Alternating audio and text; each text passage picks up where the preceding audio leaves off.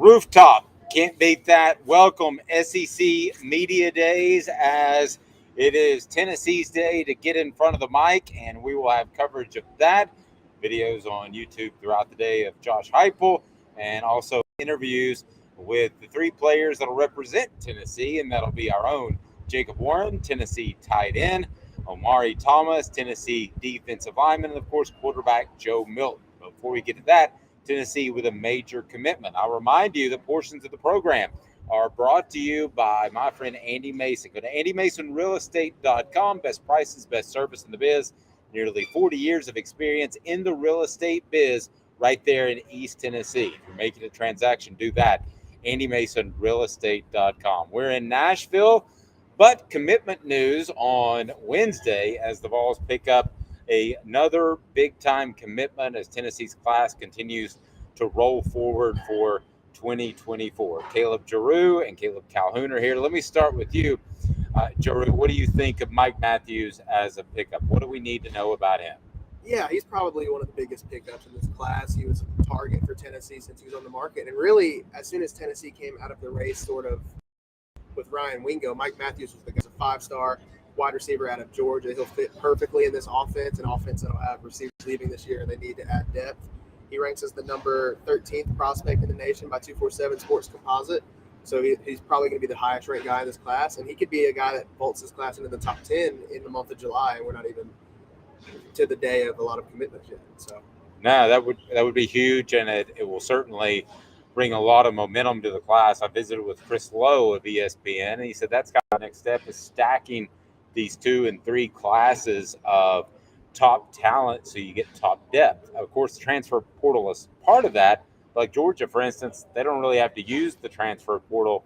I think that's where everybody would like to be eventually. Tennessee's probably not there yet, but if you can stack 2 or 3 of those classes, you can get there.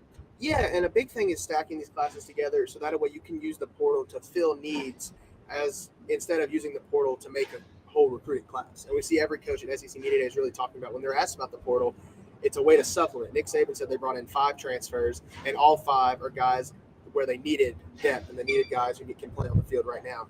You don't see successful programs usually using the transfer portal to bring in a lot of guys to fill depth. So really, you stack on those classes. We see Heupel recruiting quarterbacks. Now if you can start recruiting some wide receivers and stack a couple wide receiver classes together, get some more big guys up front, then there's no reason to see why he wouldn't have depth and be able to have success here in the future. Let's turn to Caleb Calhoun. Your impressions of SEC Media Days and who we'll visit with on the program today. Pretty stacked, if we do say so ourselves. Yeah, I thought we did a pretty good job. We're also doing awesome on the pool, guys. Not to make all y'all jealous. Yes, a little bit of pool duty as well. Yeah, before turning to SEC Media Days, I wanted to talk a little bit about Matthews, though, Joe, because this comes right after Braylon Staley committed. And Braylon Staley's a slot guy. Matthews is a wideout. All of a sudden, we're looking at a Tennessee team that's got the perfect combination of receivers for the future already when Squirrel White's only a sophomore. I mean, and so are we getting at a level where Heupel, while there's questions over how he uses the transfer portal and who he recruits, at least at wide receiver, he's going to be able to recruit with Georgia's and Alabama's and anybody he wants now, isn't he? I would assume so. What wide receiver would not want to play in an offense like Josh Heupel's where you're set up for success? It's a one-read offense, and you have these choice routes where you can get yourself open and get yourself yards.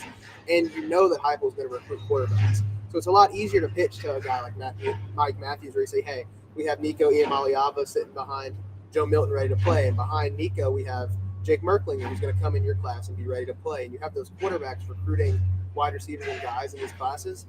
And you do have success. You're going to have a wide receiver factory. And the only thing left, really, Calhoun, is for a wide receiver to make it big in the NFL so Heupel can add that to his list of, hey, if you come here, not only will you get yards in college, but look at Cedric Tillman or Jalen Hyatt, you'll get yards in the NFL too. And I think we're seeing that now with Braylon Staley and Mike Matthews, 2 highly ranked wide receivers in this class. So we will have, I think a big part of that, before I change gears here, I think a big part of that too, not to say it affected Matthews' decision. I thought he was Tennessee all along. But you do have that NCAA specter that's not hanging over Tennessee anymore with the postseason ban. Never thought they were going to get one, but I guarantee you it was being used against them in recruiting. So, Caleb Calhoun, let's turn to you. SEC Media Days, what do we got on tap for the program today? I want to remind everybody that as soon as Josh Heupel and the players talk to the media, we'll have those up immediately on the YouTube channel. If you haven't clicked like and subscribe, I don't know what you're waiting on, but be sure and turn the notifications on as well. So we'll have them visiting with the media and then also some one-on-one interviews. We're excited about today as it is Tennessee Day at day 4 of SEC Media Day. So who we got stacked up today there? Caleb, who are we visiting with? Who's scheduled? I mean, we are loaded, guys. We got, most notably, yes, Dave spoke with the man himself, Greg Sankey, SEC, brought him on. I was able to get a hold of Josh Pate, talk a little NIL, SEC conference expansion action. We got Jimmy Hyams on the show. So we are loaded. We got a couple other people we're going to bring on and tease too for you in a little while. But I mean, this is an epic show. We got a lot of great guys on the show you don't want to miss. Did our own recruiting kind of. We did. So who we got up first? Up first, we have Jimmy Hyams. All right. We'll get to Jimmy Hyams, who is semi-retired. Well, he is retired, but he's working SEC Media Days and still doing some freelance work for the Sports Animal and for us as well. We greatly appreciate that. So let's go ahead and get right to it. After this, it'll be Jimmy Hyams, and you know him well.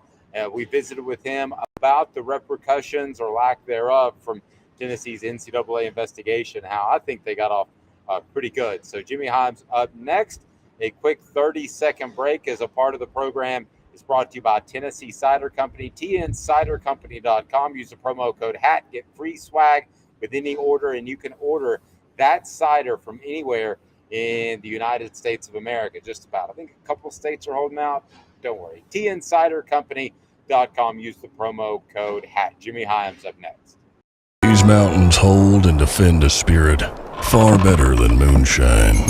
A drink that holds flavor that becomes necessity. A hard cider made and relished by folk who are as hearty as they are legend. A refreshment that can only be found in one place.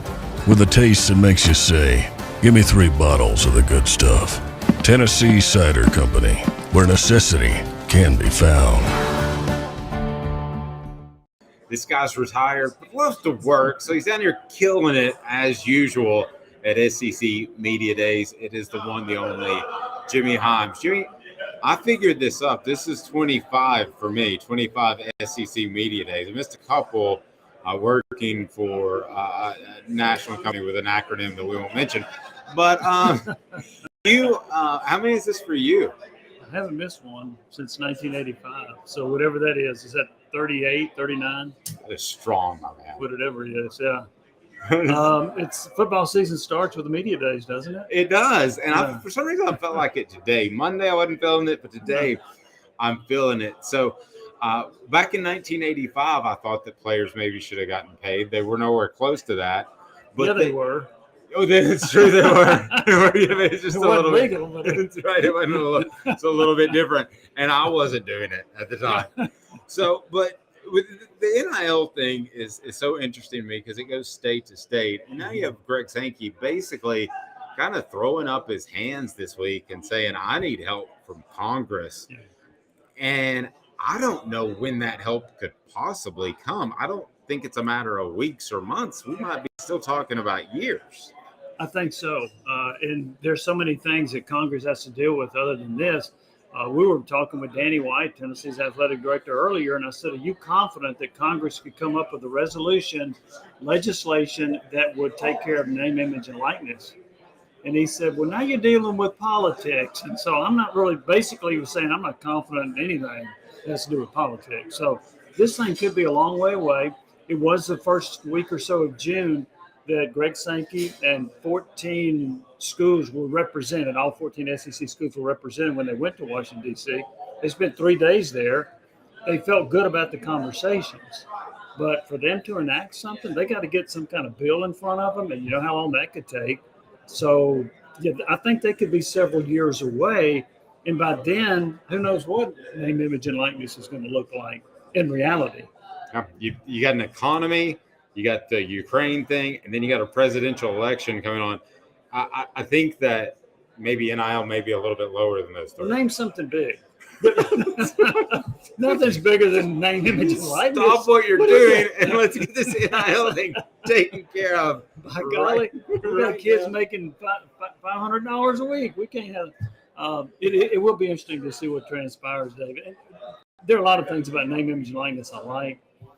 I'm not crazy about a player that's never played it down for your school getting $2 million. I'm not a big fan of that because it creates a lot of dissension. If you don't think that was the root of the A&M evils last year, you weren't paying attention. When they paid all those players to come in as freshmen, the veterans who weren't getting paid said, "The hell with this." That's one reason they had a losing record. You have to manage it some way. So I would prefer that you get on campus and then earn your way to name, image, and likeness. And I don't care how much it is once you get there. I don't like paying $2 million to get somebody on campus. No, agreed. So let's turn to a little bit more recent news, and that is Tennessee's punishment by the NCAA. Wide open question. How did it strike you? I thought it was likely and fair. I had been led all along to believe that the NCAA was not going to give Tennessee a postseason ban. There were several reasons for that, but one of the main reasons was Tennessee was cooperating. And if you cooperate, there was a thought, okay, we're not going to punish innocent bystanders like some of the coaches and players that were there. The other part of that was Greg Sankey was on that Reformation committee. What did that committee say? Don't punish the current players. Let's get rid of the bowl bans. Let's get rid of the postseason NCAA tournament bans if a team is cooperating. And Tennessee was cooperating. So in March, I was very sure Tennessee wouldn't get a bowl ban. I was told the fine could be up to $10 million. They were negotiating it. It ended up being $8 million, so I wasn't surprised by that. I also think Tennessee was negotiating the number on scholarship reductions. But the way I look at it, Dave, it doesn't really hurt them much at all. They've already self-imposed 16.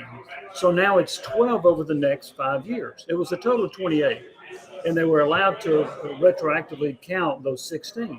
So 12 in 5 years, 2.2 a year, that's not a big deal. Especially when you consider when Heupel got there, they were playing with a shortened roster, and he still was having success. So I don't think those punishments will hurt Tennessee on the field. Few people use all of their visits, right? Right. So I don't think that's going to have a huge impact on them. So I think they came out pretty good as far as football. I don't think it hurts either with the transfer portal because when you and I used to cover recruiting together, you would never boot a guy. You'd do the old medical red shirt, something like that. You would never boot a guy. But nowadays with the transfer portal, it's not unusual. I'm sure Josh Heupel's done it. Other coaches do it to boot a guy. So then you take somebody in the transfer portal. Really, the scholarship reductions, it's nothing to me because you can go make a scholarship tomorrow if you need to. You can. And also ask this question. If you put somebody on as a walk-on, can you give them a name, image, and likeness deal? And the answer was there was no language in this NCAA sanctions that said you couldn't. So you could take a tight end, Jacob Warren, take him off scholarship, and he does some name, image, and likeness stuff and makes $100,000. Who knows? Just picking a number out of the air. But that's how you could offset the situation of having a reduction of scholarship. So I don't think it's a big deal at all.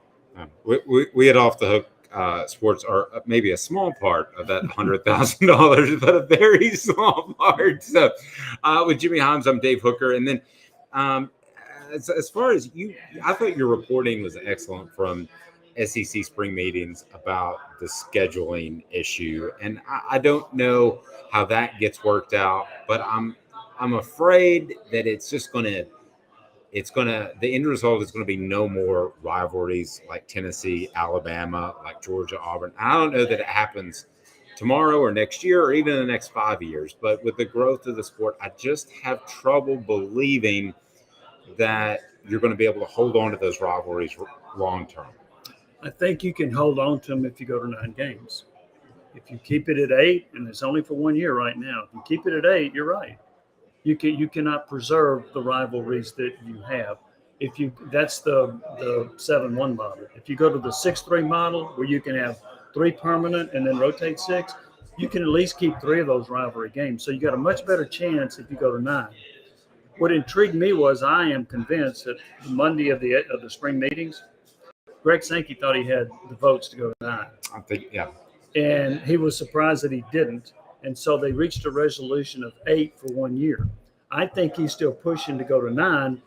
But he did point out when they announced the 8-game schedule, June the 14th, that that was pretty darn tough schedules. Everybody's got some tough games in there, right? So I wonder if when he looked at that he might have softened his position on going to 9. Now, he wants 9, I believe, in part because, one, you can keep the rivalry games. Secondly, you can negotiate with ESPN to get more money. And that's a part of the equation, too. So that was convinced they were going to go to 9 at one point. I'm not as convinced right now. I still think they probably will get to 9. But I'm with you. If they stick at 8, they cannot keep those rivalry games, all of them. So I would be disappointed in that. Let me bounce back to one other thing as far as the NCAA punishment. I started to jump around. But you had the Attorney General say that they potentially could have sued the NCAA if there was a postseason ban. That could be political posturing. It was. You think it's as clear as that, or is it just a sign the NCAA has even less power and only runs a basketball tournament? You are a volunteer member of the NCAA. Okay. So you don't have to be a member of the NCAA. You volunteer. It's a volunteer organization. I thought the lawsuit threat was meaningless. So that would be like if somebody says you can't smoke marijuana on this job, it may be legal, but you're signing up to work for them. Is that kind of a similar analogy? Yeah. If that's their policy, if the Yankees say you can't have facial hair, can't have facial hair. So I thought that was just a political posturing gesture. I thought it had no teeth to it at all, and I don't think it influenced NCAA at all. My wife says I can't have facial hair because it's all white now. Really? And by the way, it's not red? Well, no, I was going to ask you. So you know me. I ask people randomly now, I said, what color is my hair? And they say, oh, you're a blonde.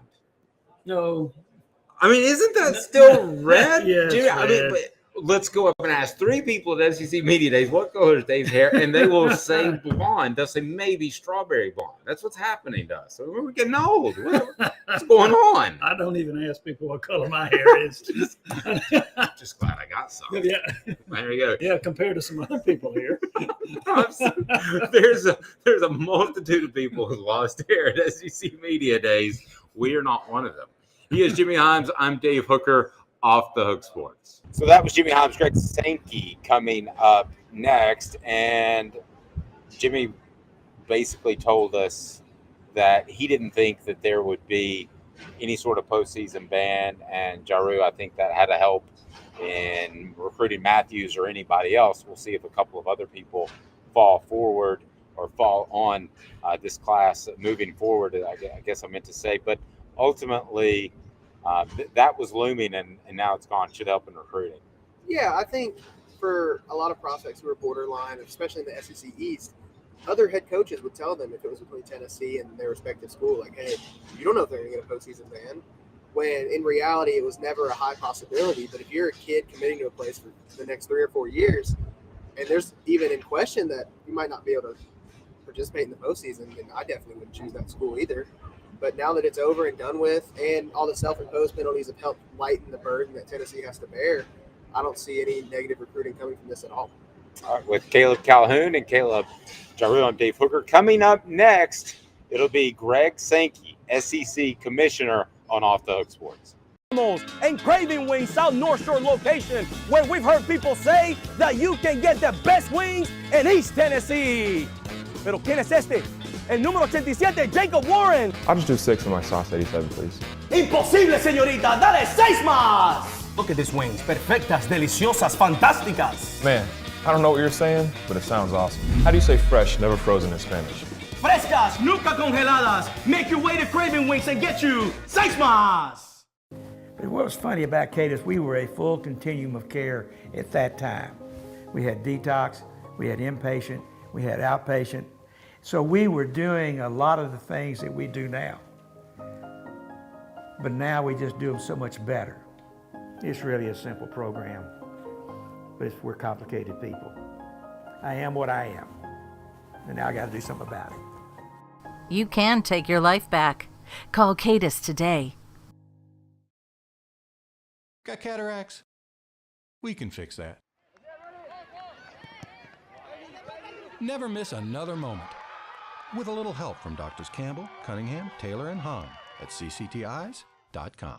Do you want to own the more that owns every job? Then get to Vassey Lawn and Garden in Cleveland and get you a Toro. I'm David Vassey, here to talk to you about Toro. With a Toro Zero Turn, you'll get more out of every minute and you'll reach the finish line faster. At Vassey's, we like to say, no matter if you're mowing 3 acres a week or 11 lawns a day, homeowners and business owners alike find confidence in equipment they can trust from top to bottom. Vassey Lawn and Garden, Highway 60 North in Cleveland. Man alive, it's worth the drive. Our family has been creating jewelry since 1986, each piece unique with a story all its own. I'm Rick Terry with Rick Terry Jewelry Designs. I'm a jeweler, and I want to be your jeweler. We're grateful that you chose us to be Knoxville's best jeweler. My family and staff look forward to serving you. So please come see us. Kingston Pike and Campbell Station Road in the heart of Farragut and downtown on Gay Street, right next to the Tennessee Theater. One of my favorite times of the year is visiting with the commissioner, SEC Commissioner Greg Sankey. Thanks for making the time, Commissioner. Happy to be here. Thanks for being part of Media Days. Well, we certainly do appreciate it. And a lot going on, maybe not as hectic as a past couple of Media Days, but one of the things I wanted to get into right from the top, since most of my audience is Tennessee-based, and that is getting that NCAA investigation behind you. And now that everything is done, and the SEC is involved in that must be a relief, I would think.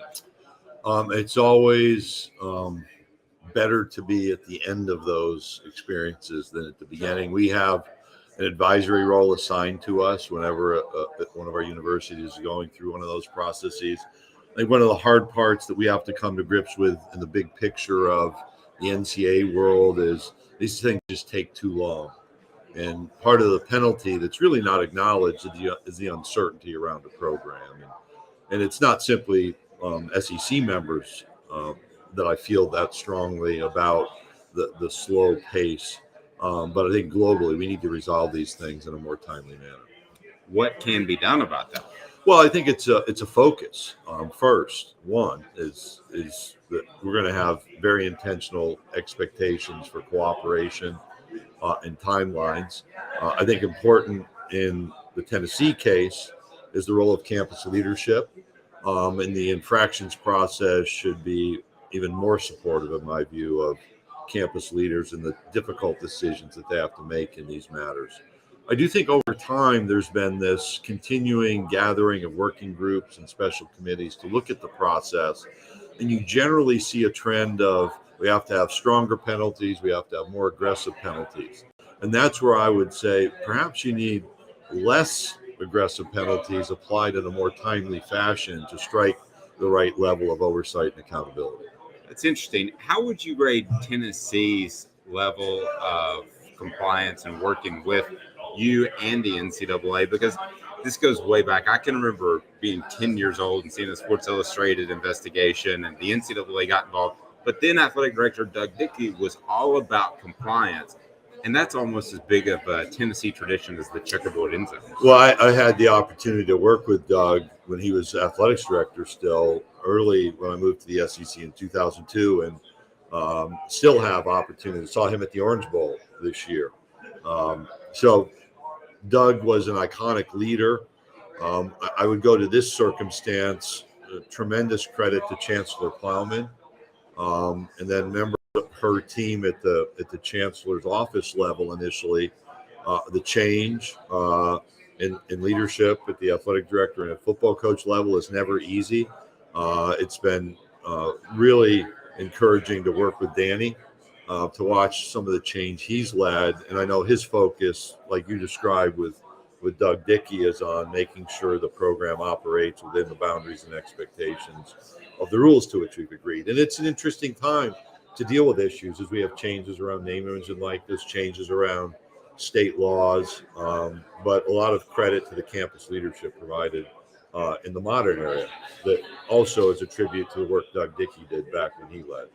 There was no bowl ban, but there was a substantial financial penalty. Speaking in generalities, could we see more substantial financial penalties? Might that be the trend? We've had a financial penalty attached to a postseason ban. That's a conference policy that is decades old. One of the realities that is around this timing of consideration and decision making for the NCAA is there was a constitution committee formed in the summer of 21, and one of the outcomes was that this accountability process, this infractions process, should not penalize uninvolved individuals. And I think that speaks right to the postseason ban, where in a transfer environment, you may have an entirely different roster from year to year. And so you're watching the NCAA adapt to that type of expectation. And one of those resources or tools in the penalty toolbox would be financial penalties. This was new. This was novel. Do I think you'll see more of that approach? I do.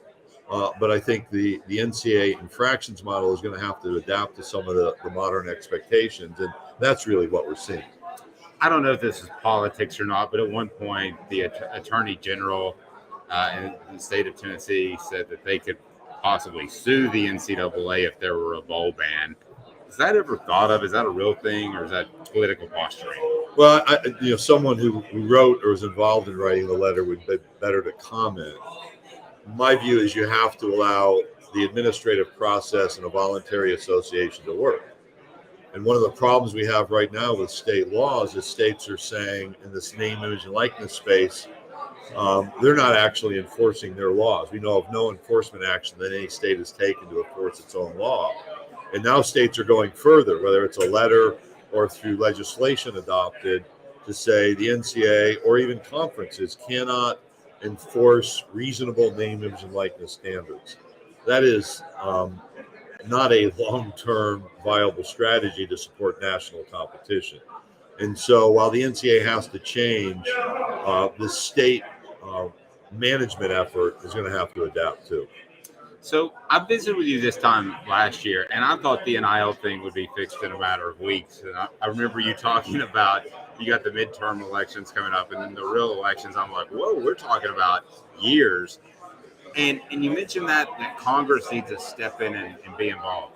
With all they've got going on, why would they place a priority on placing some sort of universal NIL rule set? There is, and I acknowledge there's a lot happening. There are economic issues. There's a war in Ukraine. There are, we're seeing military appointments at the center. There are social issues. There's another election coming a year from November. So there is absolutely a lot on the plate of Congress. There's also a reality that the American collegiate athletic system is unique in the world. It is iconic. It draws people in. I've been at games with House members and Senate members, and they look around and say, look at how college athletics brings people together, and we have to protect and support this. And so part of the responsibility that's placed upon Congress is to set federal standards when there is a need. And what I shared Monday is the effort to explain the variety of issues we're facing, and that Congress is the place that can set a clear, uniform national standard around name, image, and likeness activity. I have a responsibility to try to educate and inform our congressional members and leaders about the need for their engagement. The prediction of what will happen is not up to me. It's up to House and Senate leaders and House and Senate members. We traveled about 6 weeks ago, had, I think, even more in-depth conversation, so I'm encouraged about the level of interest. What we need to see is a bill produced by a committee that's considered on either the floor of the House or the Senate that can advance, and that's going to be a continuing work effort. Talk television contracts, if you can, for a moment. And if you look on the surface, and you know more about the television contracts than I could even pretend to know, but if you look at the deal that the Big Ten got, it looks more lucrative. It looks like perhaps a better deal than what you got with ESPN. What might I be missing? Well, first of all, there are reports about the revenue access. You actually have to see the revenue access. And you've also seen reports that there may be some challenges around some of the commitments made. I haven't evaluated those. So I actually think the ability to answer that question fully is a backward-looking question. In my time as commissioner since 2015, I walked into 3 different contracts. One with CBS that concludes after this season. One with ESPN for our second level of games. That was originally formed. Both of those contracts date back to 2008, and then an update in 2012 and a network. That's a third contract. The Big Ten had the ability to have shorter term contracts and go to the market at different periods of time than we've had. I think we actually did really well, both financially with our CBS agreement that pivots towards ABC and ESPN. I also know that it's a much more fan-friendly situation where we have the ability next year at Media Days to announce the majority of our kickoff times, to inform our fans of every early kickoff time for the entire season, rather than waiting for 6 or 12 days. And those are trade-offs. Those are value propositions. We'll continue to work to increase our value. I don't think all these stories are fully written on what broadcast agreements mean, and part of our responsibility is to see how we might be able to grow our visibility, provide quality production and presentation, but also develop revenue opportunities. You had said at SEC spring meetings you hope to get the schedule worked out. I got the sense towards the end of it that maybe it wasn't the resolution that you wanted in terms of the schedule model. How would you describe that week personally and the challenges that you faced in trying to get everybody on board? What I thought was we collaborated really well, and that's encouraging to me. Leadership is not dictatorship. Anybody can yell and scream. I think leadership is allowing discussion and debate, disagreement, setting aside some of those disagreements and coming to a common solution. And when you look at the announcement around playing 8 games, I thought that was a healthy outcome for a period of time. And then when you see the reaction to the 8-game matchups, the schedules that were introduced in mid-June, I think there was a wow factor for people as they looked at the strength of schedules overall, the high level of competition, and the huge brands that are coming into our football stadiums. I think all of that's positive. At the end of that process, you have to stop and say, well, we have a 24 schedule. We have to figure out 25. And the discussion about 8 or 9 games will continue. For me personally, I'm probably less invested in a particular number and wanting to make sure we have the right reasons, the right purpose behind our schedule. I think we also want to see the highest level of competition in our football stadiums on a regular basis. And 24, I think, to me, is a healthy start along that, achieving those sets of objectives. What importance do you place on the rivalries? Because as much as I love Georgia, Auburn, Tennessee, Alabama, at some point, if the SEC continues to grow, those may fall by the wayside. But what importance do you place on them? Well, setting growth aside, I think they're enormously important. I think that's part of our history. And one of the reasons that we needed to slow down the decision-making process is to allow, with all of the change we've had in leadership positions, people to consider the placement of those rivalries in their schedule. And what we did in 24 is honor the vast majority of those games of passion, if you will. If we stay at 8, I can't do that every year with every one of these long-standing, really high-level games of passion that generate interest.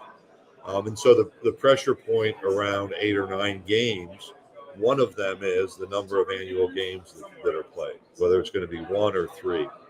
I think the good news, whether we play 8 or 9 games, is the ability for us to have everyone seen. So every team played by every other team within 2-year periods, and then home and away over a 4-year period. So there's health there. The question is going to be, is every one of these long-standing rivalry games annually, or are some of them going to pivot to be an every other year circumstance?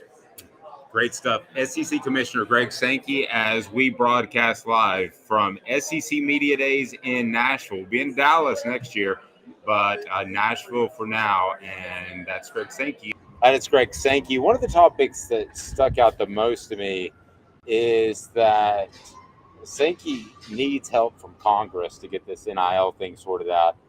Caleb, Calhoun, and I don't know that that's going to happen anytime soon. There's a lot of big things going on with our country. So at what point does this NIL thing get figured out? I don't know that we're talking about 2024. It's going to be state to state laws, I think, until at least 2025. Yeah, and honestly, I don't understand why there's even state to state laws. I don't think Congress should be in the business of this. You guys are going to see an interview with me and Josh Pate in a minute about how Josh Pate and I both agree there's no way for Congress to get involved in NIL without that just resulting in money transferring away from the players back into the hands of administrators. Okay, so for all you guys who don't like NIL out there and think it's killing college football, just understand what you're arguing for. You're not arguing against NIL. You're just arguing for administrators to get that money instead of the players. Administrators who do nothing, who work for the NCAA and have done nothing but make college football way worse than it could be. So I don't know how you guys feel about it, but what can Congress do to regulate NIL that doesn't just result in money going away from the players? I'll tell you what, let's see what Josh Pate thinks about it. Be sure and click that like button, subscribe if you haven't to this point, and you have to set those notifications on because we have more coming. Tennessee's players to hit the podium. We'll have those interviews, those press conferences all on the YouTube channel. So set the notifications on. Here's Caleb Calhoun with Josh Pate. Caleb Calhoun with Off the Hook Sports here, speaking to Josh Pate of Late Kick. Josh, thanks for doing this. Yeah, thanks for having me. I wanted to talk to you for a while, actually, about SEC expansion and conference expansions, because I agree with a lot of what you say, that I don't think it's the best for the sport. But I also love what you say about strength of schedule and things like that. Do you think with the SEC getting so big in a year or two that they're going to have to start factoring in strength of schedule when they actually determine the conference champions, not just college football playoff? I don't think they'll do that because that would say out loud what a lot of us know, which is there's more value behind certain wins because it's tougher to get certain wins. But when you're dealing with the conference now, you got to have the integrity and value of a conference win mean a conference win. You can't say, hey, you beat Florida, therefore we're going to value that more than beating Vanderbilt, although we know it's tougher in a given year to beat Florida than Vanderbilt. So I wouldn't say that. I'd say when you get to the playoff selection committee process, that's when your strength of schedule value really matters. Probably bleeds into the territory you're talking about. So what do you think is going to happen? I mean, because the reason I bring that up too is that if everything is equal next year when they're playing 8 games, no legitimate person could look at Texas' schedule and Alabama's schedule and think that their record is going to be the same thing, if it's the same. I mean, yeah, on one hand that's true. On another hand, any given year, it's tough to see the quality of a team 12 months out. We're sitting here right now and don't know the quality of some of these teams in 2023. So it's tough, to sort of speculate what the value of a win on a team schedule will be 12 months from now, if that makes any sense. Right. What do you think is more important? Because it looks like I think in 2 years we're going to do the 3-6 model, not the 1-7. But either way, you're going to have less rivalries, but you'll play a lot more teams over a 4-year period. Would you rather see college football teams have more annual rivalries or more playing a bunch of different teams over 4 years? Both. There's a way to accomplish both, by the way. So I would love for you to see. I would not only love to see an enhanced conference scheduling model and a more dynamic factor in that. I'd also love to see a model that's nationwide, not just SEC, where you have a certain amount of guaranteed out-of-conference Power 5 competition. I would love to see a model where you play 9 conference games, you play 3 guaranteed Power 5 out-of-conference games. I really don't care if you schedule an FCS as your 12 team. I don't care about that. I just care that I'm looking at maybe like a Michigan schedule right now, and they will not be challenged point spread-wise in the single digits until November. It should never happen in any major conference. And so I think we'll probably get to a point in the expanded playoff where that's less of a factor. So our fan base is largely Tennessee. That's where we're based out of.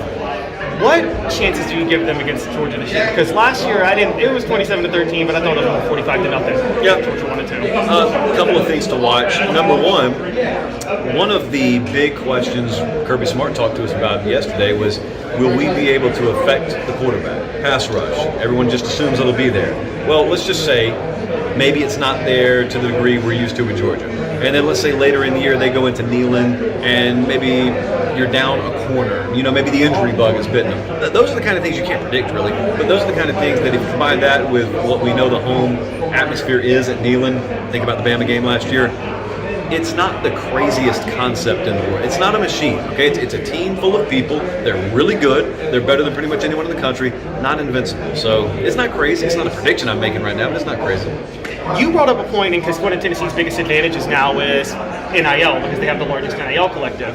But you brought up something that I've agreed with for a while, which is NIL is not going to outweigh the NFL benefits for these five-star athletes. Where does NIL rank in recruiting? Is it just another factor along with location, NFL, coach, or does it have a little more weight maybe than things like location and fans and stuff like that? It's the first time around versus second time around. So the first time around, for a lot of guys out of high school, it's a huge factor. And it's at least somewhat a factor for 90% of kids. It's a major factor for a certain chunk. When you talk about the portal, it's interesting because it's so much more transactional. You rarely, for instance, see photo shoots and whatnot with kids in the portal. They don't care about this stuff anymore. They want to know the nuts and bolts, ins and outs. Can you develop me? It's very transactional. What does the NIL market look like? And so it matters everywhere. But there's still, and this goes underreported, but there is a large chunk of the student athlete population out there that understands just because you're the highest bidder doesn't make you the best place for me to play. Now there's going to be an NIL market for a player, but I can tell you, not the names, but I can tell you a number of players I have knowledge of just this past cycle who turned down additional easily 5 figures worth of money per year to go to a place because they knew it wasn't the best fit for them. And overall, because Sankey talked on Monday about NIL wanting Congress to get involved, my concern with that is there any way for Congress to get involved that doesn't just involve transferring money out of the hands of the players and back into the hands of executives and officials? No. It's a short answer. No. You don't have a way to do that. And I haven't sensed any confidence from anyone here, in an official capacity at least, that they will have much success on that front. He's Josh Pate with Link Cook Josh. This is Caleb Calhoun with Off the Hook Sports. Caleb Calhoun with Off the Hook Sports. You guys have a great rest of your day. It's Caleb Calhoun and Josh Pate. Caleb, some of your takeaways from your conversation with Pate? I think what really stood out with me was that Pate and I both agree that it's laughable for the SEC when they expand to 16 teams and you're playing an 8 or 9 game schedule and so many different games are going to be played. It's laughable for them to act like every conference win is equal. Okay, and the idea that they don't want to factor in schedule strength to determine their conference champion is going to be hilarious next year when you look at Texas and Alabama's schedules. And you just, if the teams are the same this year that they were last year, if all the teams that they play are the same next year that they were last year, it's laughable to think that Texas and Alabama's, if they have the same record, would have the same value. Yeah, but couldn't we say the same thing about Georgia's schedule this year, or even Tennessee's schedule? I think if you're part of a conference, I don't know how you would weigh that and view a schedule differently if that's what you're handed by the conference year in and year out. Well, the reason it's the same, so Georgia plays in the East and so does Tennessee and everybody. So your goal is to win your division, and relatively divisional teams almost do play exactly the same schedule. There's only, out of 8 conference games, 2 games are different from any team in a divisional game. But with no divisions and an 8-game schedule and 16 teams, the door's open for, there are 3 SEC teams that have totally different schedules next year, like 7 different games. And I'm just thinking, I don't think that's theoretically possible at that point to say that the champion is real based on record in that way. Jarreau, I would argue this, though, that any of those teams, if they don't play as tough of a schedule because of the rotation, or they do play a tougher schedule, if you can't be at the top 12 at the end of the year, then you're not in the top 12 at the end of the year. I don't believe you deserve to be for a national championship. I mean, ultimately, you've got some wiggle room. We're not talking about the top 2 where a bad schedule could put you in a bad position. We're still talking about the top 12. Yeah, I agree. And I think when we see this college football playoff with the 12 teams, the drop-off from 1 to 12 will probably be massive. So I agree that beating Georgia and beating Vanderbilt should not weigh the same in the new conference scheduling. But I also agree with you. I don't know how much it will matter because the difference between 12 and 13 probably will be easier to decide than right now we have the difference between 4 and 5. Well, what I would say to push back, though, is, again, we're not talking about college football playoff. They're going to factor in the schedule. I'm talking about when the SEC is selecting the top 2 teams to play for the SEC championship game. I think the SEC themselves should factor in schedule strength at this point. Well, I mean, I understand that too, and you're going to have a log jam, so you're going to have some sort of tiebreaker. We've had that situation crop up before where there was a three-way tie towards the end of the year at one point. So whether they go by points scored against common opponent or whatever the case may be, that's ultimately, I think, the way they're going to have to work it out. I don't know how you could weigh a conference win against one opponent as higher over another conference opponent. That to me seems even more complicated than the system of the three-way tie, which is pretty complicated already. So what do we have coming up next, Caleb? Got a couple more interviews. We will speak with Chris Lowe. We're going to bring him in. And you and him had a lot to say, so we'll talk a little bit about what he said. We got a lot more to tease for you guys pretty soon. Chris Lowe, after this, stay tuned. Off Those Sports Live from SEC Media Days in Nashville, Tennessee. From the heat and cool off with some cold draft cider. With free samples on draft and lots of flavors to choose from, Tennessee Cider Company prepares a hard cider that's easy to enjoy. Made from our home, so you can take it to yours. Add us to your list for shopping and fun experiences. You'll be glad you made the trip. Find our cidery in the Mountain Mall on the Gatlinburg Parkway. Sip smart. Sip the good stuff. Sip Tennessee Cider Company.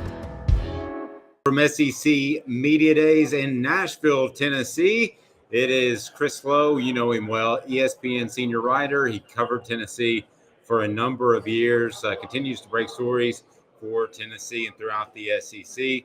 Chris, I appreciate the time. How are you? Good, Dave. It's good to be with you, man. It's quite an event here. It gets bigger every year, it seems like, doesn't it? It does. A little bit bigger than it was like five guys covering a Tennessee football practice. You, me, Brent, and that was I'm trying to remember, somebody from the Chattanooga Times. Andy Staples was there for a while, yeah. Yeah, we watched a lot of football, of which we probably got like 2% of knowledge out of it. Well, that's back when you could actually watch practice. You know, when you could go to practice and watch it. Yeah. I know that seems like archaic now. No coach lets you go to watch football practice. But, you know, in the late 90s, early 2000s, you could actually go to watch practice. And you got a little bit of a feel for the team. Those days are long gone. Yeah, they are. I feel like Tennessee got a pretty good deal out of the NCAA investigation. I thought the judgment was fair, and I didn't think Tennessee deserved a postseason ban. What did you think about it? Well, I guess it depends on the way you look at it. If you look at it from other schools in the last few years that got postseason bans, Oklahoma State in basketball. I mean, you go back to Ohio State, and they got skewered pretty good for selling tattoos. You know, apparel for tattoos, to parlor. I thought what Tennessee did, Dave, going to be the model for the way schools handle these things going forward. Is they're going to try to jump on it quick. They're going to have the chancellor, the president, chancellor on down, really sort of take a hold of this, bring in a firm like Tennessee did, be willing to pay a ton of money in legal fees, a ton of money in fees to the NCAA, and just basically say, you know what, we didn't know anything about it. This was not on our watch. We've got everybody, coaches, players, staff members who are part of this and the NCAA's mercy. And this is a different NCAA now than there was 2, 3, 4, 5 years ago. There's a trend, a movement within the organization not to punish schools and players, not a part of the violations. And when you look at the current Tennessee players, there's really nobody on there, certainly not on the coaching staff. There was a part of it.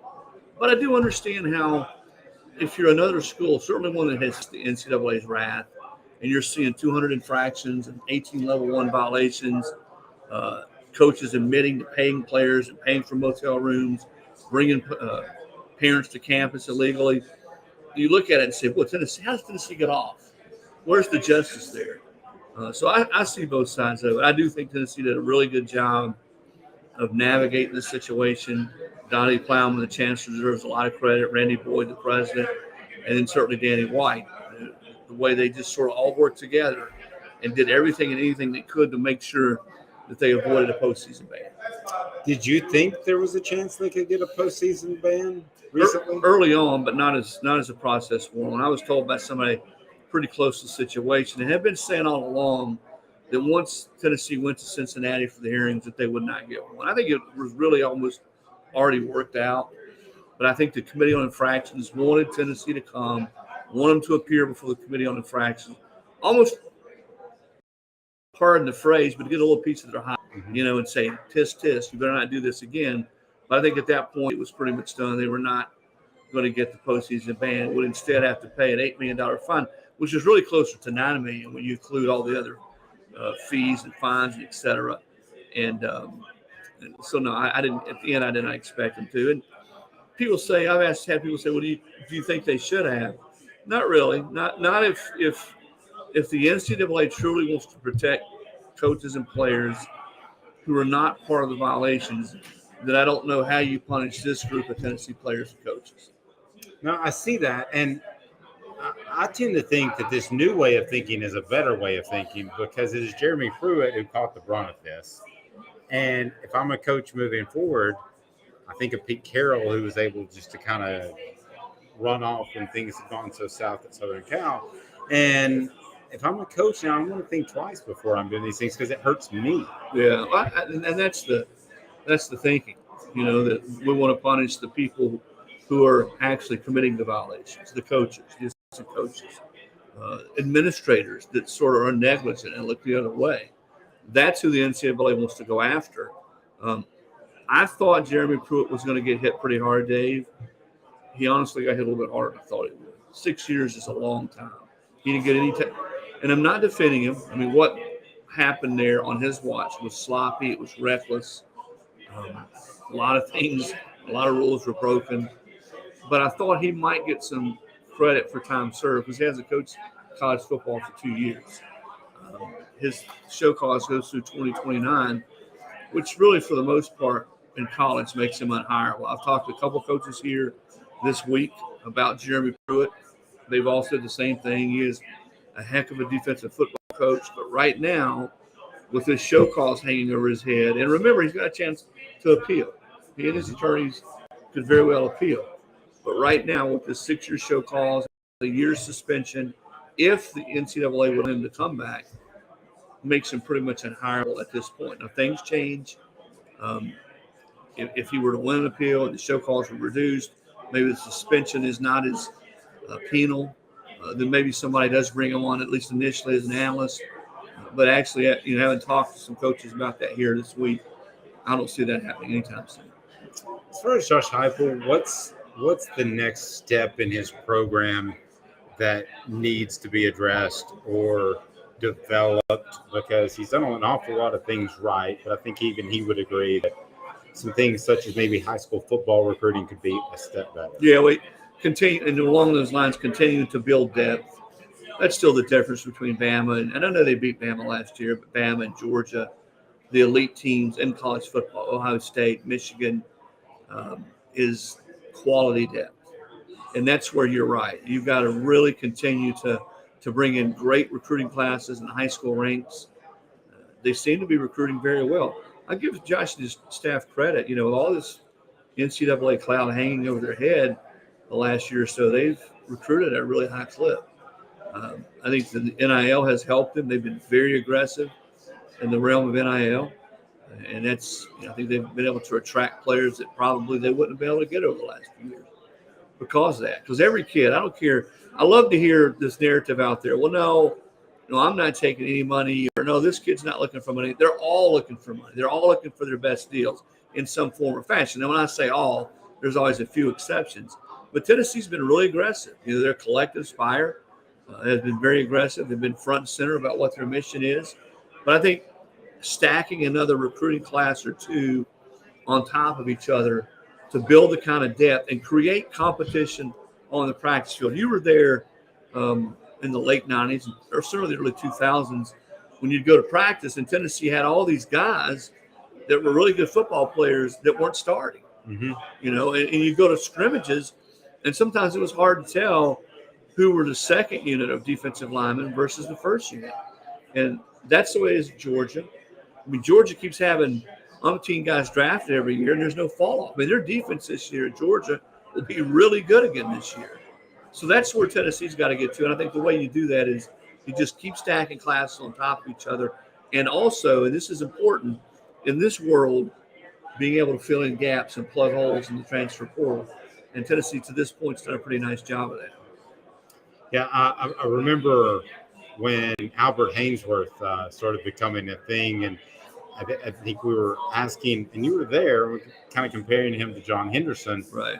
And as Philip Fulmer said, he's got that special sting. And I'm thinking, there's another guy that's special on the defensive line. That's the kind of depth Tennessee had. Well, I mean, you look at the 98 and 99, 2000 teams, great football teams, 97. Certainly Pate is the guy that faced that 97 team. But when I think of those teams, I look a little deeper, and I look at the front sevens on defense. I mean, you had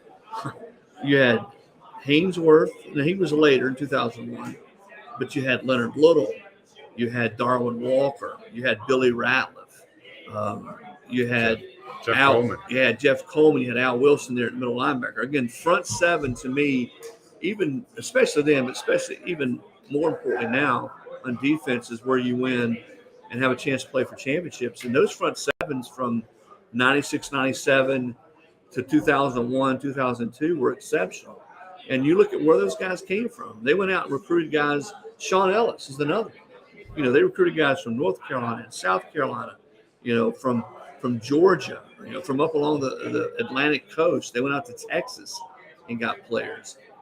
So they were able to sort of have long tentacles and get players in from all over the country. And I think that's what it's going to take for Josh and this program to get to a point where they're a top 5 team perennially. And I don't think they're too far off. I really don't. I think he's recruiting at a high clip. He's one of the best play callers, or certainly has one of the best schemes in college football. No one's been able to figure it out yet, going back to UCF. So you couple that with a really disruptive defense with the kind of defensive players who are NFL players. I mean, I think they're going to get there maybe sooner than anybody would have thought they would. I mean, did you expect them to win 11 games last year? No. I mean, I thought it would be, Butch Jones, as much flack as he gets, some of it I think is unfair. He won 9 games in back-to-back years. And I told somebody, when do you think the next time will be that Tennessee win 9 games in back-to-back years? And I thought it would be a long time. Well, now all of a sudden, here comes Josh Heupel, and they got a chance to do it this year. Yeah. So what are their expectations for this year? Because when somebody asks me that, I don't want to be the rah guy. Yeah, I think you know me well enough. But I look at their schedule, and I think it's fair to expect 10 regular season wins. And I can't believe I'm saying that. Well, last year everybody asked me, what to you is a sure sign of progress in year 2? And my answer was the same across the board. Whoever asked me is to beat one of the big 3, at least one. Because they were like 4-38 against Georgia, Alabama, and Florida over the last however many years. And I said, so to beat one of those teams, well, they beat 2 of them. They beat Florida and they beat Alabama. So I think this year, if they can beat 2 of them again, that would be an unbelievable response to last year, and then get to 10 wins. What's realistic? See, I think it's hard to put a number on it, because if they can continue to play at the level they did when they ended last season, then I think they're going to be a tough out for everybody. Even with Hendon getting hurt last year, they go to the bowl game and they beat Clemson. See, I think the key is everybody talks about Joe Milton. I think Joe Milton will be a really good quarterback. I'm not ready to step out there and say he's going to win the Heisman like some people are, but I think defensively, can they take the step forward defensively? If they do, then I agree with you. I think 10 wins is very realistic. But you know what, Dave? I think Texas A&M will be better than people think they are this year. Tennessee plays A&M. We know how good Georgia is. They have to play at Alabama. You think Alabama will be ready for that game? Yeah. They go to Florida. Now, I don't think Florida's going to be a great football team, but I still think playing down there early in the season is always hard. And here's one. I would watch Kentucky, too. Kentucky is at Kentucky. Tennessee's had their number. But they bring Liam Cohen back as their OC. They bring Leary in as their quarterback from NC State, who has a ton of snaps. That's a game that, even though Tennessee has really just sort of beat up on Kentucky, that's one I would watch, because I think Kentucky has a chance to be one of the bounce-back teams in the league. But, no, I like Tennessee's team. I like the culture that Josh has built. I like the fact that he is pretty much who he is all the time. He's not up or down. And I think his team has played that way. I think that's very reflective of the way his team has played the last 2 years. And I agree when he says the best is yet to come. I think unless something happens and they avoided this NCAA deal, had they gotten slammed with a year or two postseason ban, that could have stopped the train a little bit. But they've now are on the other side of that. I think they got a chance to get back to where Tennessee was in the 90s, in the early 2000s under Philip Fulmer, and that's being what I would call an upper echelon, top 3, top 4, top 5 SEC program. Great stuff. He's Chris Lowe, ESPN senior writer. I'm Dave Hooker. This has been a presentation of Off the Hook Sports. That was Chris Lowe. Coming up next, former Vol, a VFL, Ramon Foster, 104.5 The Zone. We break down Tennessee at SEC Media Days, day 4, but it is, of course, Tennessee Day. So don't forget to have your eye on that YouTube channel, notifications on, because we'll have interviews throughout the day with Tennessee's Josh Heupel and, of course, Tennessee's players representing the Vols. Ramon Foster up next, Off the Hook Sports. Caleb Calhoun here with former Vol and former Pittsburgh Steeler. Played 11 years starting in the NFL, Ramon Foster. Ramon, thanks for doing this. How are you doing today? I'm good. Also, West Tennessee representative. That's together, true. Memphis, Ripley, absolutely. We got to bring that up. Yes, that's true. The best part of Tennessee. I joke with people on our live feed all the time that the best recruiting for high school in Tennessee is West Tennessee by far. It's not even close. You know what I call it? What do you call it? Best Tennessee, not West Tennessee. See? Love that. Love that. Even though I'm a Middle Tennessee resident now, and I love Knoxville too, I, of course, got to go where home is and just say best Tennessee. You get it, though, right? Oh, absolutely. Absolutely. There's a lot I want to touch on now that we have you here, but first, I actually am going to come out of left field for something real quick, which is that you were part of a draft class in 2009, probably the most overlooked draft class ever out of Tennessee, because you and Arian Foster both became undrafted, longtime elite starters in the NFL. And there was an undrafted player from Tennessee this past year who played guard just like you did. Who are you talking about? And Jerome Carvin, and another West Tennessee kid, actually. Yeah, you see the trend? Yes. And I feel like he might be getting the same short stick that you guys got. What do you think? Definitely. I think he was in the football world probably too familiar, I guess, but didn't know a whole lot about him. The new system that you had in Tennessee under Heupel, he played a lot, ended up just being the older guy in that group, just kind of took a back seat to a lot of stuff. And Trey Smith kind of went through that too, although he was a draft pick. Sometimes I feel like they make Tennessee linemen have to prove it a little bit more than others. But Darnell definitely kind of broke that trend for us, and I'm hoping that will end up being a pipeline. But I feel like this Jerome is going to be fine. I know he has the mentality. He has the work ethic, and his film is good too. Sometimes coaches don't know how to judge players by simply their measurables sometimes, and he wasn't a combine invite guy, so you have that knock against him. So now his tape is what's going to be his biggest advocate for him moving forward. And that's the thing about the NFL too. If you can, they will. And I think he's a guy that possibly can. And the best part for him is this: goes to a really good organization that knows how to evaluate talent. Them drafting Trey, I know it still went 6th round, but that speaks about him even going into camp and becoming a starter. It was never an item could Trey play or not Trey Smith. It's an item, health. And the fact that he was a day one starter for them was huge. And him also being able to mentor Jerome too while he's in Kansas City, I think it's going to be fascinating. I sent Trey Smith a text message last week to tell him keep crushing it. And of course, a guy like him, we Vols usually look out for one another too. Teaching the ropes. So I'm not really worried about Jerome not having a career. I'm actually looking forward to see what his path looks like. Yeah, I agree. And it just seems like in general, and I do this covering recruiting and covering the NFL draft, why is interior offensive line, it seems like the hardest position to scout talent for? Because they don't have many people that know how to look at it. I think fans hear offensive line anytime, it's usually negative. It's only for penalties. We don't get praise for doing actually good plays. We just simply do our job. And the fact that some scouts may have a blind eye to what's a good block or a good play. Just because you give up pressure doesn't mean it's a bad play.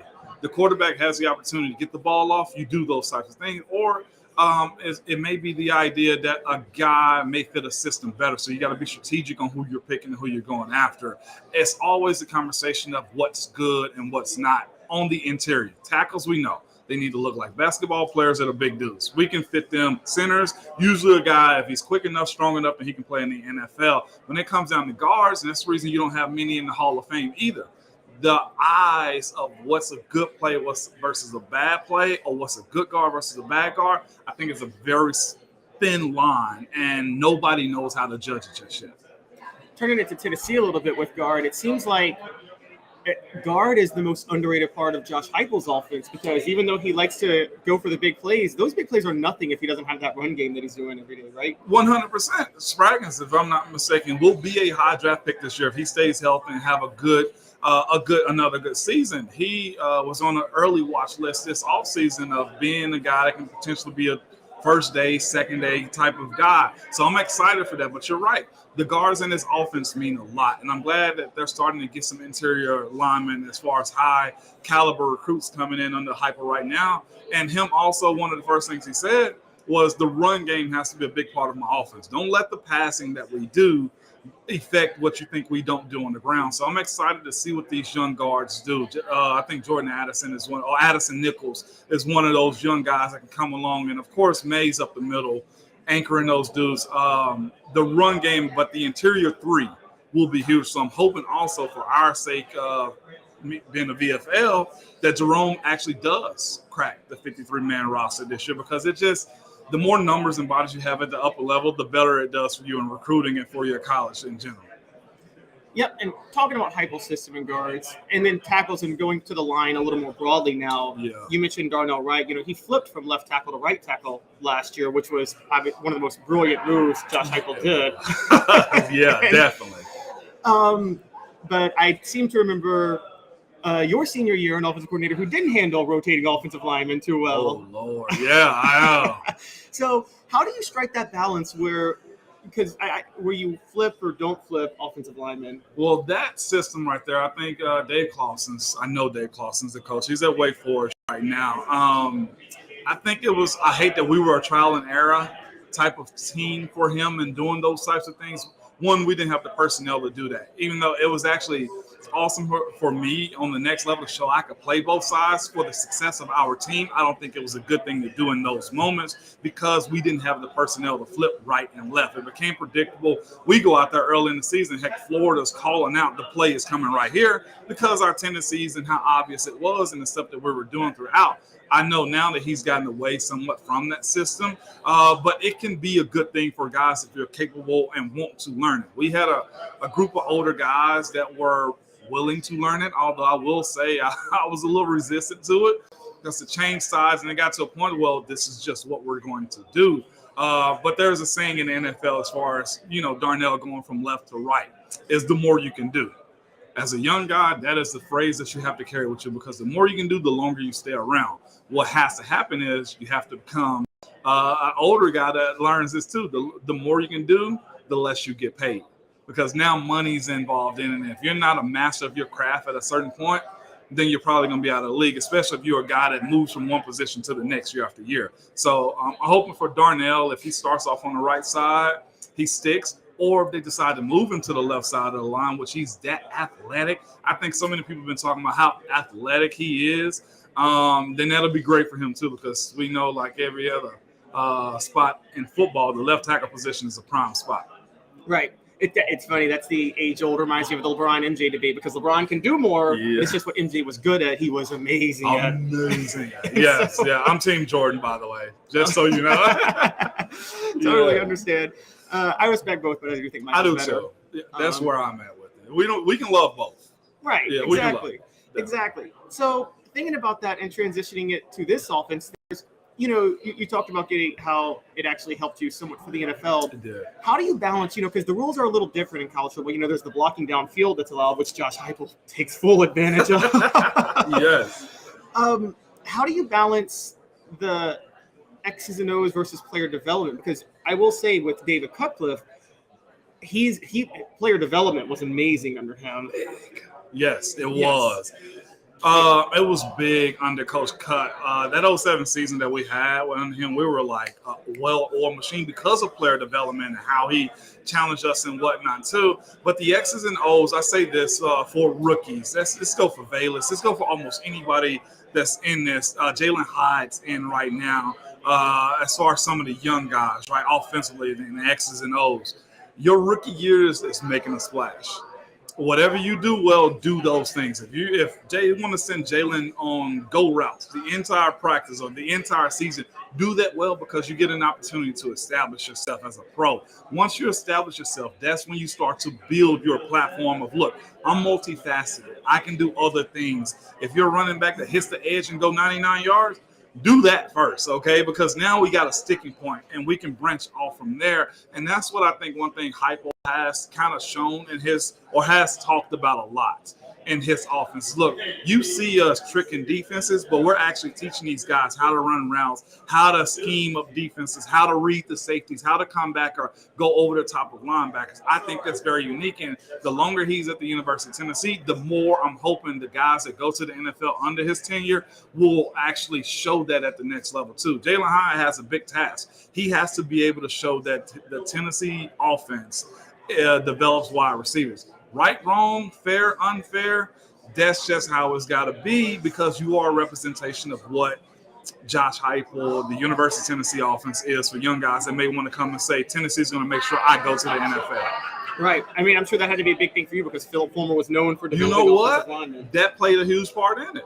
It really did. When I committed to the University of Tennessee, I knew they developed linemen. I knew I was going to have to work and prove myself to become a starter, but they develop offensive linemen. And me going into the NFL, even as an undrafted, my knowledge, my technique, and my understanding of how to play physical came from the University of Tennessee. And is it important to? I heard Mike Kivin say this one time, where it's like when you talk about schemes and installing X's and O's, but he said, but you don't want players that are young.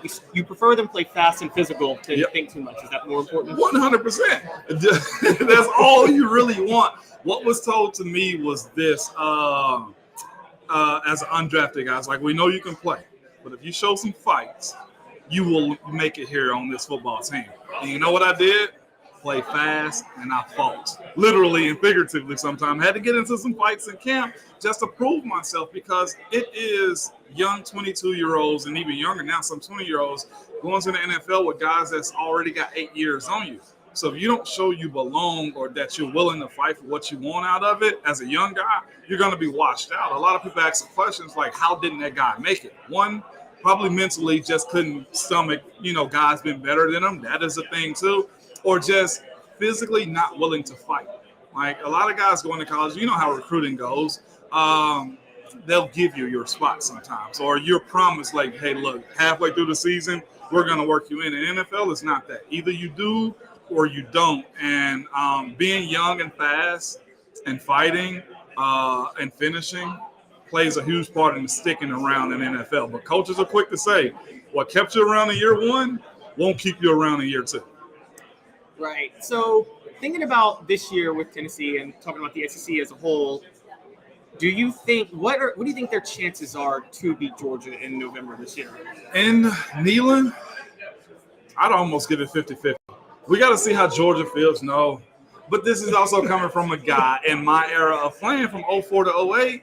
We fared well against the Dogs. I would never forget that 07 game y'all played Georgia where y'all just manhandled their defensive line. Seriously, and I know they're a different Georgia now. And I've actually talked to some people around that organization that says Tennessee is the one team that we circled that we still hadn't figured. So when I hear that, when I talk to people that I know, and I have the understanding that, look, we can play well with Georgia. It's got to be clean. But I look at Georgia as a team that we can compete with. If we lose and it's only about 3 to 6 points, we're closer, and probably more close than what Kirby would actually want to feel the pressure of the Vols being that close. That offense, say what you want to, does confuse and put teams' defenses in a bad spot.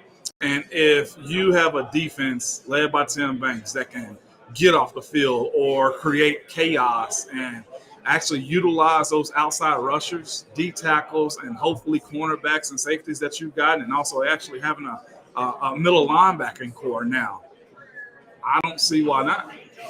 And what's intriguing about that game this year is, well, you played on the first team I remember that was in for Tennessee that was an important November game. Yeah. Because typically Tennessee is like, oh, Vanderbilt, Kentucky, let's sleep through it. But that year Kentucky was good. Yep. You'll had to play Darren McFadden in Arkansas. Come on, man. and actually a really dangerous Vanderbilt team that year.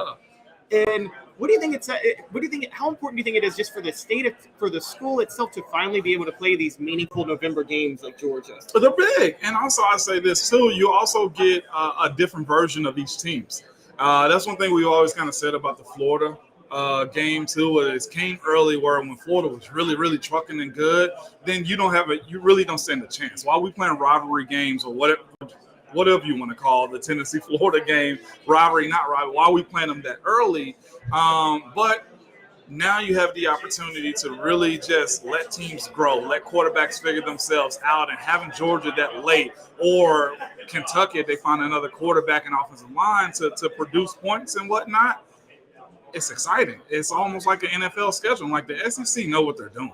They schedule these games to be good. I recently saw the LSU schedule. We were talking about them on our show. LSU has Texas A&M the last game of the season. That's not a throwaway. A&M embarrassed LSU, if I'm not mistaken, last year, because I think they had the opportunity to be in the college football playoffs. Like, they're strategic in setting this up, and that's why it just means more in the SEC. That's true, and I am one of the people that has the hot take that LSU's winning the West this year again. I got the repeating. Yes. Okay.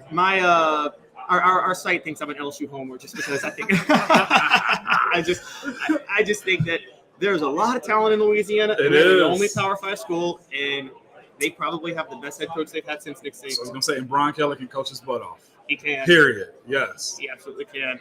Ramon, thanks so much for doing this. No really doubt. appreciate it. You have a great one. Enjoy the rest of your time at SEC Media Days. We'll see what turns up. I know Alabama's coming through here, so we'll see what happens. Nick Saban's very political speech. We're going to play very hard this year. Rat poison and stuff like that. Yeah, 100%. But it's been fun. I'm enjoying it. All right. Thanks a lot. With Ramon Foster, this has been Caleb Calhoun with Off the Hook Sports. That was Ramon Foster as we broadcast live from SEC Media Days Day 4. It is the Vols. Coming up next, Ryan McGee of ESPN in 30 seconds. Stay tuned. Off the Hook Sports. A hard cider that's easy to enjoy, one that's crafted to perfection. You need Tennessee Cider Company. Some say it's the signature cider of the South. Others say it's the cure to your craving. They all say you'll savor every sip. With a selection of ciders free to sample, all it takes is one taste. Visit tncidercompany.com for more information, as well as to shop our ciders and merchandise online. Thirsty yet? Doors open at 10 a.m.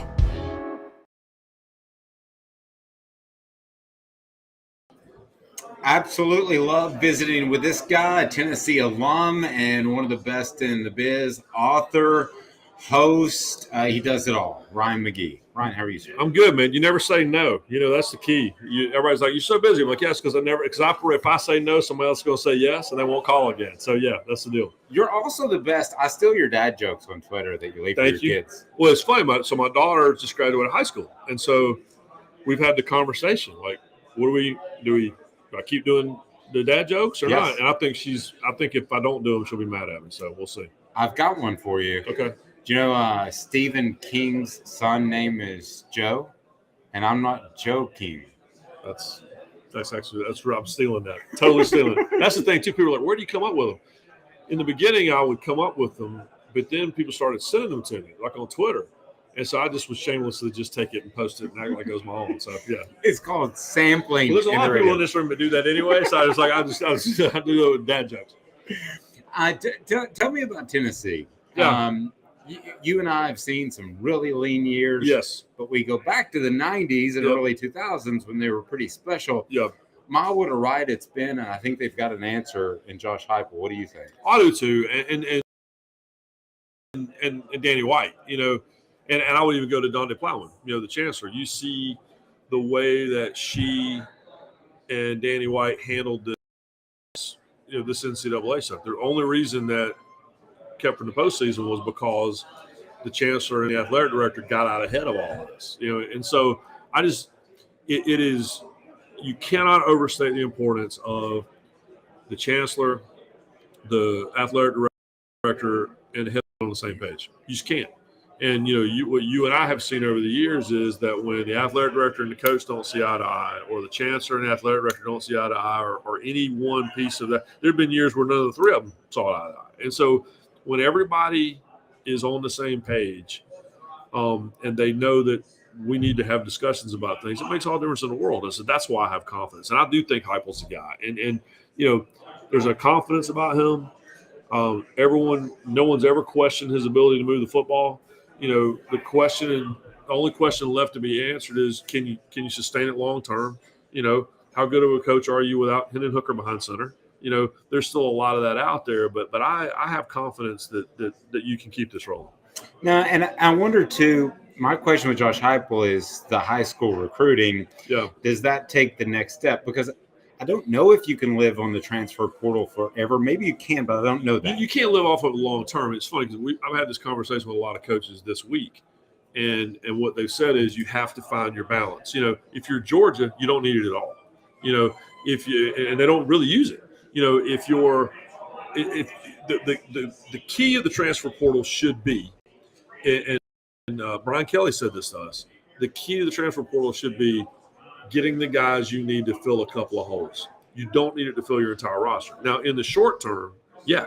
In the short term, if however many guys transferred out, and you got to replace that many spots, yeah, you got to ride that portal, hard as you can ride it.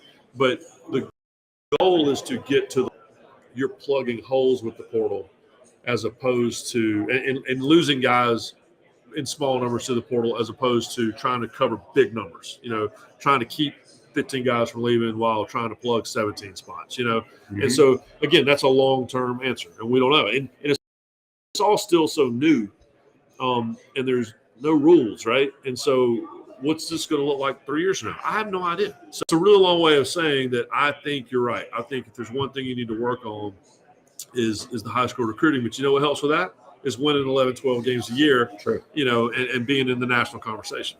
What is your stance on the SEC potentially adding more teams and even a step further having a super conference that would be different from what we call Division I now?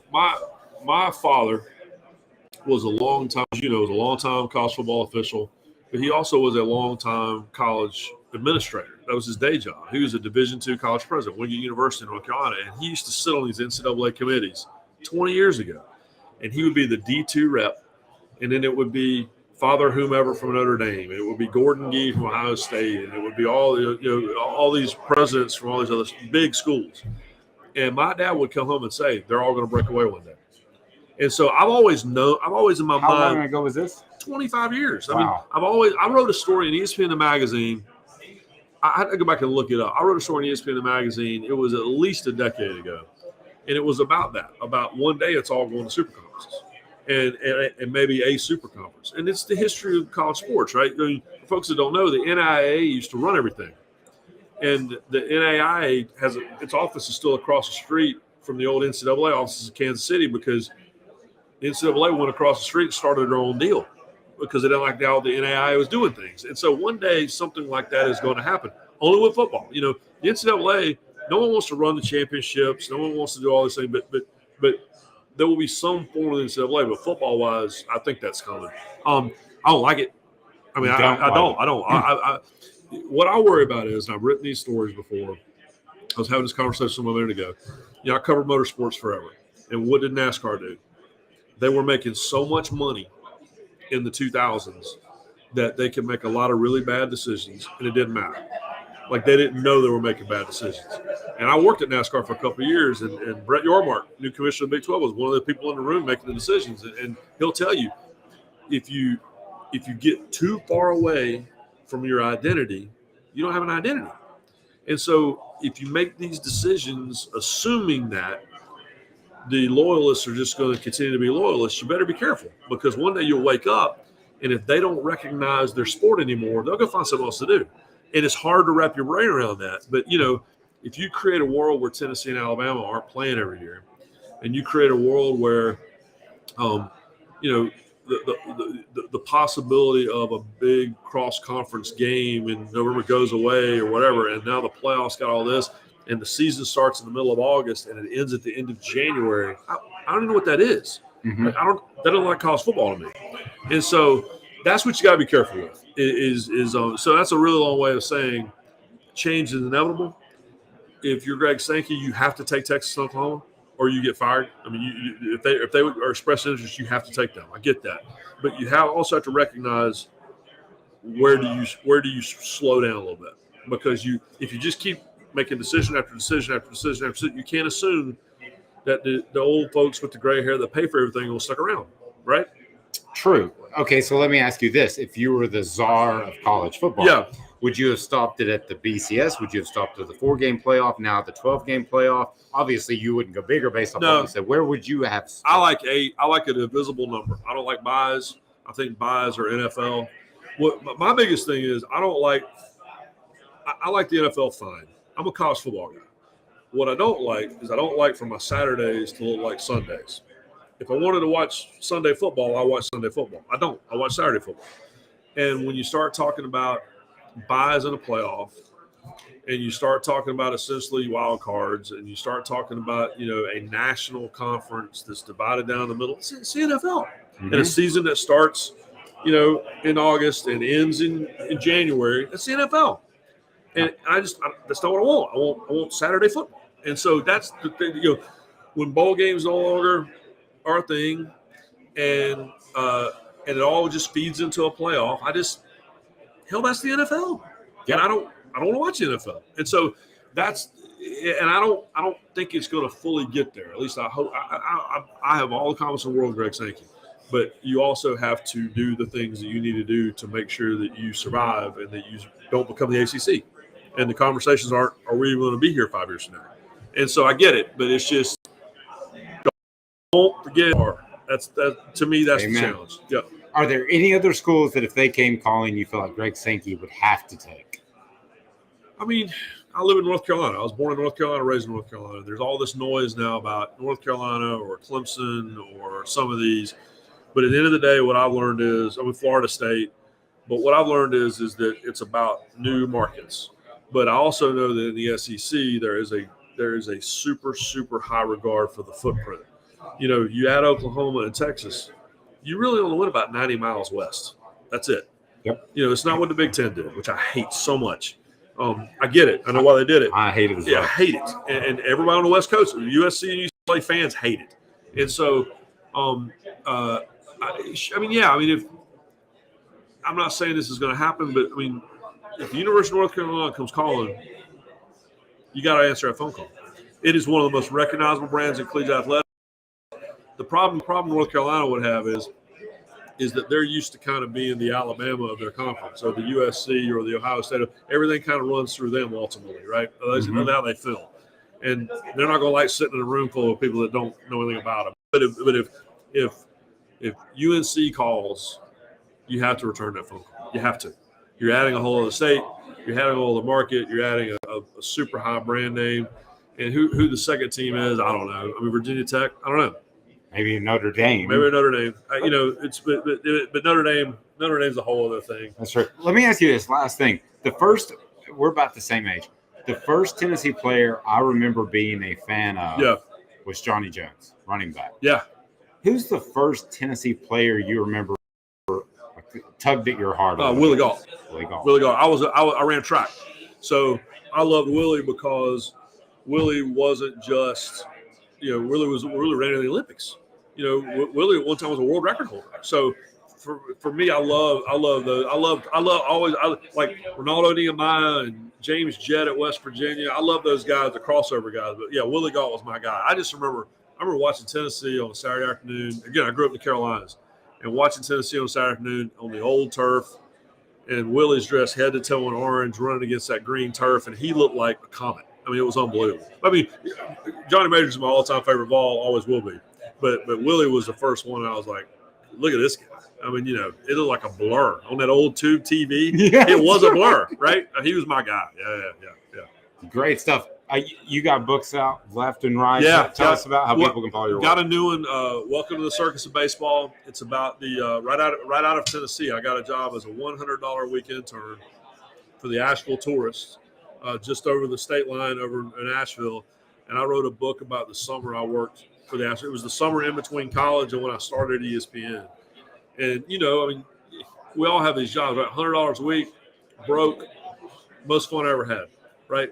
Living in a retirement home because the only apartment we could afford, but it was the best, most fun I ever had. And it was, but yeah, almost got killed by the tarp, almost got drowned by a Dairy Queen machine. You know, that was the summer Michael Jordan played minor league baseball. It was the summer of O.J. Simpson. They shot the movie Richie Rich in Asheville when we were there. Oh, it's like Forrest Gump. Like I'm interacting with all these people. Yeah, welcome to the circus of baseball. If you love America and you love baseball, Knoxville Smokies get a couple shout outs in there. Nice. Yeah. I'm so romantic. My first real date with my wife was I took her to Bill Meyer Stadium to see Carlos Delgado play for the Knoxville. I guess maybe the Blue Jays then. But yeah, it's a good cheap date right there. There You go, dude. $5. He is Ryan McGee, Off the Hook Sports. More Tennessee coverage? We got it. We just talked to Ryan McGee, a Tennessee graduate, now with ESPN.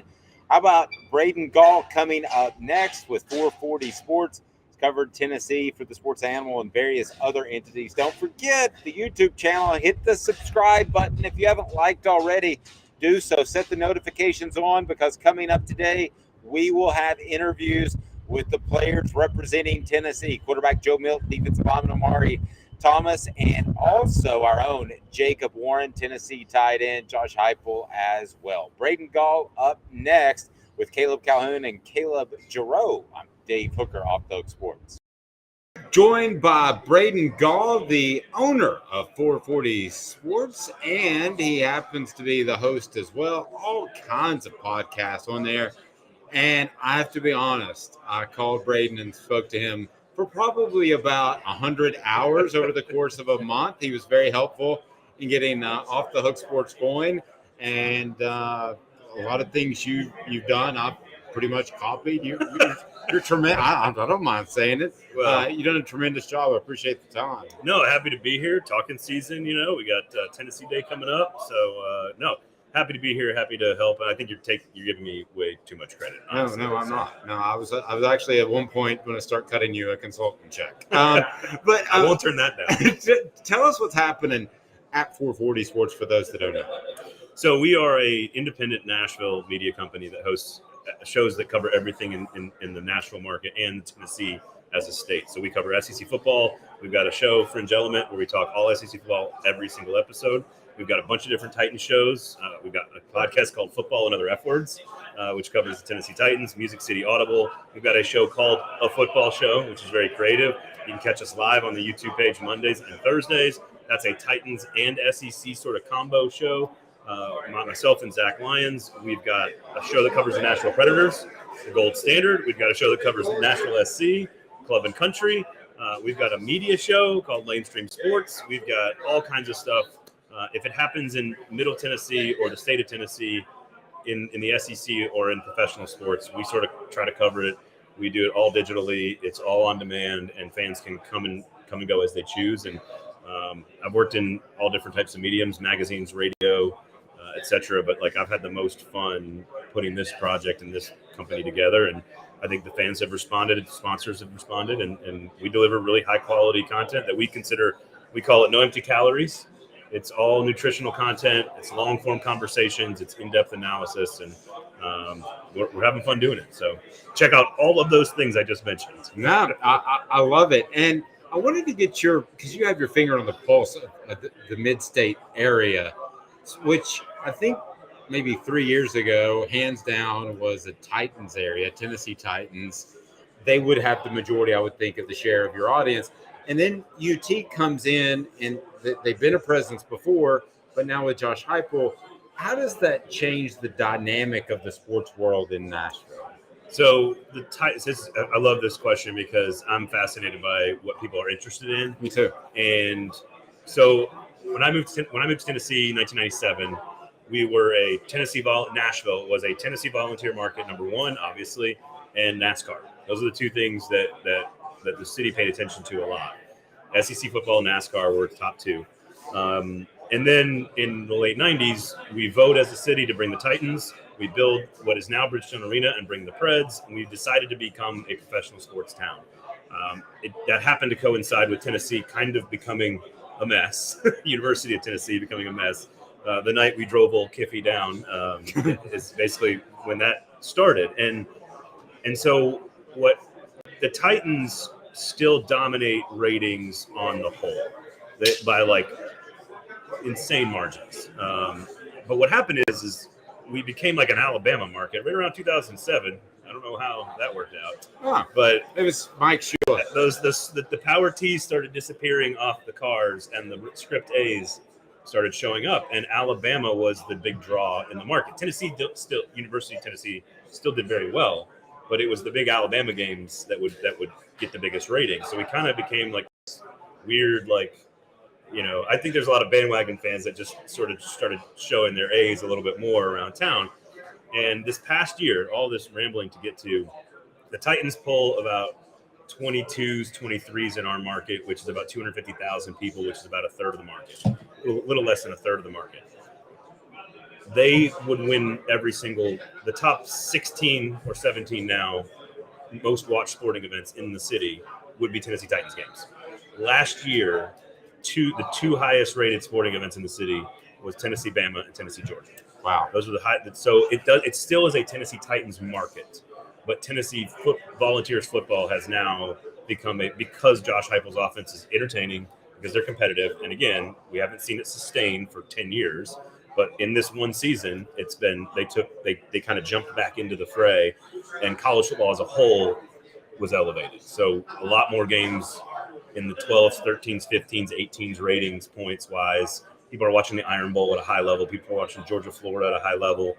All these games. Tennessee, Pittsburgh was one of the top 15 games in the market, and that includes all college football games, right? That includes Notre Dame, Ohio State, Michigan, everything. Tennessee Pitt last year was one of the top most watched games in Nashville. So it's still, NFL is still bigger. It just is. I can't explain it, but really good, important Tennessee Volunteer football games are now competing with the NFL, not beating the NFL, at least last year. And we'll see if Heupel's offense and the team this year can match it, because if they're good again, there's no reason to think Bama, Tennessee, and Bama, Georgia won't also still be very highly rated games in 2023. Yeah, and how big is that, do you think, for Josh Heupel for, we say fundraising, but really we're talking about NIL now. Right, That was, a term we'd used 10 years ago.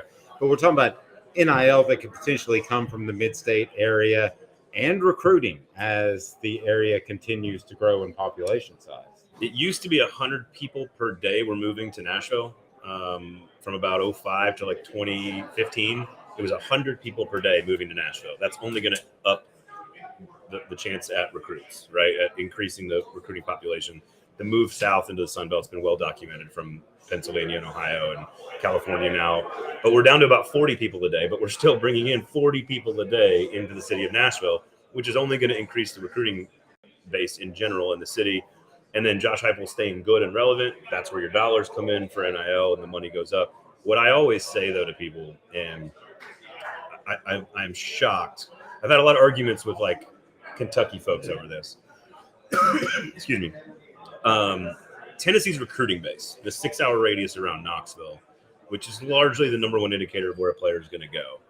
And I've talked to a lot of players actually recently about NIL money, and it's less of the money starting to level out. So it's starting to go back to more traditional decision making, where you decide on relationship with coach, geography, system, and that because the money's starting to even out, right? Like Auburn and Tennessee and Alabama and Florida are all offering about the same amount of money now. So it goes back to the regular stuff, right? It goes back to recruiting. Offensive system, right, is where Josh Heupel would sell this. But the 6-hour radius around Knoxville, I would attest, has been significantly better every step of the way than it ever gets credit for.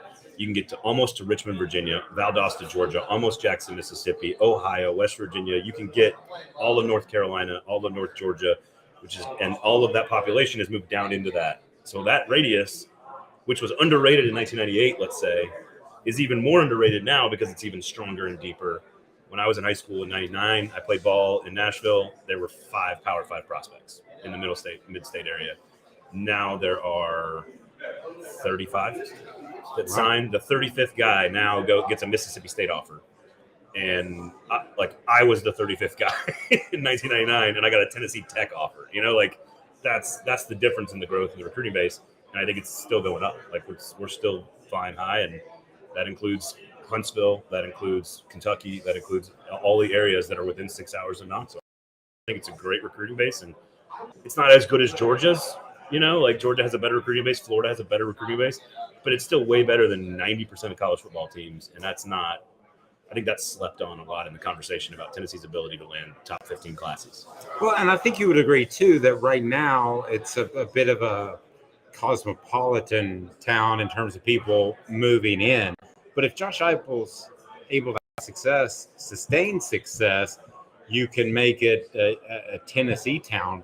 I use, for instance, my son, who's 18. He doesn't know Tennessee being a good program ever. I mean, he doesn't remember that. If you can have that sort of sustained success, I believe you have success 8-10 years down the line in recruiting in Nashville. Yeah, and it's funny. Like it's so funny to hear somebody say Nashville is so cosmopolitan. It's certainly gotten that way. Relative to Knoxville, it certainly is that. Relative to Atlanta, it's not even close to that, right? So it's all relative. But you're right about the sort of the growth of the town and the market and what it's going to be. And I don't think it takes, like, to your point, like when I think of the SEC theme song, when I think of the CBS music, I think of Florida versus Tennessee. Like that's what I think about. When you first hear that music, what's the first thing that comes to mind? Your son probably thinks Alabama or Georgia, right? Like when he hears that music, it's going to trigger a different memory than if you grew up in middle school and high school in the 90s, like I did. Sorry to date myself. But that is, even just last year, seeing them in those moments. Now, again, it'll be on ESPN in a couple of years, so it's a little different. But the point being that when they get to like 3 or 4 years, yes, that happens. Yes, it starts to ingrain into younger generations. But I honestly, this is where I have had so many arguments with people. Like, Tennessee didn't go anywhere. Like, they weren't, like, they made bad decisions. And every program makes bad decisions. They just continually made bad decisions. And now they've made good decisions. And now they're back to being relevant again because of that. And some of it was self-inflicted. Some of it was at the donor level. Some of it was at the president of the university level. Some of it was the 8th athletic director. Plenty of bad coaches that were hired that should never have been hired. But no program is immune to bad decision-making. So I don't think you need the 8 years of success to teach the younger generation. I think you've already done it with beating Alabama and beating Bryce Young with Hendon Hooker, as long as you stay aligned with the right people in charge, which I think they've done with Donde Plowman, Danny White, and Josh Heupel. That's alignment. That's consistency. They're all pulling in the right direction. I don't think it takes 10 years to do that. I think it takes resources and fans and good recruiting base, and they have all of that. They've never not had all of that. They just kept hiring bad people for the job. And now they've hired good ones, and now it's lined up. Ask any program. The only ones that haven't done it are like Ohio State and maybe Oklahoma. But like other than that, USC's had tons of bad hires. Texas can't win. Texas should have all the national championships. They screwed up all the time. It took Georgia 40 years to win a national championship. Florida has hired a bunch of knuckleheads as well. Like, you're not immune to this. Maybe one now. I think Napier is actually really good. So okay. As he just walked by a minute ago, I'm not saying that because of him, but I think he's doing it the right way. Is he going to get to enjoy the fruits of his labor? That remains to be seen. But I think he's doing it the right way, building out the massive infrastructure and everything that Florida Dan Mullen and Will Muschamp just clearly didn't allow him to have. I just think it's about good people, and no program is immune to bad decisions. Tennessee made a bunch of bad decisions. They're back making good ones, and let's see what happens from here on out. I think Tennessee fans should be excited. It doesn't mean they're going to win 10 games this year, but I think Tennessee fans should be excited about the future because of the organizational structure that they now have. Braden, thanks not only for these few moments, but a lot of great insight. Check out 440 Sports. I'm Dave Hooker, Off the Hook Sports. Braden Gall of 440 Sports. I'll remind you, go to crafttreats.com. Crafttreats.com. Use the promo code Off the Hook. That's Off the Hook. Get 20% off your pet treats. That includes the CBD treats that will help with your pet's digestive issues, or how about arthritis issues or anxiety issues. Crafttreats.com. Use the promo code Off the Hook. Crafttreats.com. Use the promo code Off the Hook. Some thoughts on SEC Media Days after this. Stay tuned. Off the Hook Sports. Sun, sand, and salt water, the beach is a very relaxing place. Unless you wear contacts. Ow! Open your eyes to the best the beach has to offer with LASIK vision correction from Campbell Cunningham Laser Center. Hi, Mike Davis here with City Heating and Air, reminding you to always dare to compare. Our team provides quality local heating and air service, installation, and maintenance across East Tennessee. We use only the best equipment like American Standard heating and air conditioning for your residential, new construction, or commercial needs.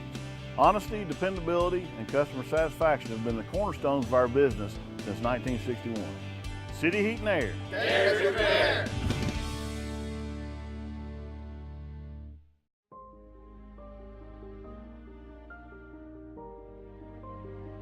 Our family has been creating one-of-a-kind pieces of jewelry in West Knoxville since 1986. Each piece is a combination of unique processes that bring your idea to life. Every day in our shop, a truly special item with a story all its own is being manufactured in our facility, bringing the history and family sentiment into a whole new generation of life.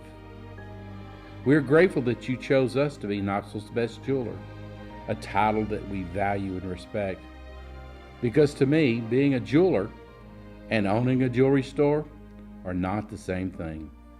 I'm Rick Terry, I'm a jeweler, and we want to be your jeweler. Kingston Pike and Campbell Station Road in the heart of Farragut, and downtown on Gay Street right next to the Tennessee Theater.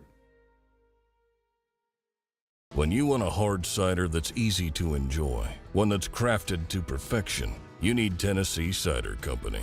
Some say it's the signature cider of the South. Others say it's the cure to your craving. They all say you'll savor every sip.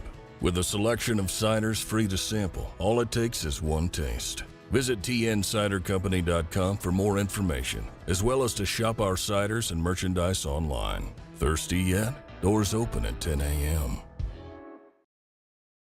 Day 4, SEC Media Days with Caleb Calhoun and Caleb Jarreau. I am Dave Hooker, and this means Tennessee, and some guy named Lane from Oxford, Mississippi. That's what Day 4 means, so make sure you've got those notifications on. You've subscribed and liked, because we've got a ton coming up throughout the rest of the day, and a big show on Friday with several special guests that we're looking forward to, including a preview of Florida and more. We'll also visit with several of the media personalities there at the at SEC Media Days in Nashville, Tennessee. Let's talk a little bit about some feedback that we got from some teams that have been at SEC Media Days. In particular, I want to talk about the SEC East with Caleb Jarreau, who has had the print room absolutely manned. They call it the main room now because nobody prints anymore. But Kentucky's saying what? Yeah, so several Kentucky players, when I asked about last year's Tennessee game, said that they just weren't mentally focused going into it the looks like stadium. So they said that the rough season, Will Levis was dealing with some injury. It kind of all weighed on the team, and it caused them to lack mental focus. But on the flip side of that, they made sure to say that this season will be different. They'll be ready this year. When Tennessee goes to Lexington, it's almost like they're going for that revenge game. What do you make of that, Calhoun? Is that good to have an excuse, or is it dumb to say that? I think it's dumb to say that, not because it's going to fire Tennessee up or anything like that. I think Tennessee dominates Kentucky anyway, but I think that does anybody who watched that game really believe that a lack of focus cost Kentucky in that one? I mean, that's a really hilarious thing to say. You know, actually, I did think they lacked a little bit of focus. I just thought the whole season, because of Will Levis injuries, Will Levis poor play, I thought they were ready for the season to be over. Yeah, but if anybody had a reason to not focus that game, it would have been Tennessee, because Georgia was the next week. Well, I mean, I'm not making excuses for them. Whether it's focus or listless, whatever word you want to use, it was something. I mean, I think we all can agree that they didn't play their best game. Is that fair to say? I mean, whatever the excuse is, I mean, I think Tennessee made them. I'm not one of those people who says people play sloppy all the time, but I think Tennessee made Kentucky not play their best game in that one. You can blame Will Levis injuries. That may have caused him to lose focus. He only threw for 98 yards that game, but the defense did not help them in any way in that game either. Hooker had his way. I think 3 touchdown passes that game, over 300 yards. So Will Levis play, yes, it contributed. They didn't score, but they still gave up 40, 50 points to Tennessee. Yeah, I'm not downplaying the way Tennessee played. Don't get me wrong, but do I think if that game were played 10 more times, I think that Kentucky, surely to goodness, if their lives depended on it, would play better. I mean, they look like they were mailing it in isn't the right word, but they looked like they were pretty much done. And a lot of people, including Chris Lowe, who said early in the program, thinks that Kentucky could be a bounce-back team. We'll see. Zen Sports is the new sports book in Tennessee, revolutionizing the way you earn sports betting rewards. That means no more deposit bonuses that turn into deposit nightmares. On Zen Sports, what you see is what you get. And with their cash rewards program, you get a lot of cash. For a welcome bonus, earn an unlimited 5% cash back on your betting volume for your first 15 days when you sign up with code HOOK. That's the promo code HOOK. That's right, unlimited 5% cash back. Keep betting. Keep earning with up to 3% cash back on your betting volume every month after that, and refer friends to earn a percentage of their betting volume as cash rewards as well. Zen Sports bringing the cash back to Tennessee. So if you bet big on sports, you want to be betting on Zen Sports. Zen Sports betting just got better. Let me ask you, Caleb Calhoun, the one thing that stood out about your first SEC Media Days, I'm somewhat embarrassed to say, I think this is 25 for me, and then I'll get to you, Jarreau. But the first thing that stood out to you, or the most prominent thing, is as we look back over the week. That doesn't mean we won't have more coverage on Friday.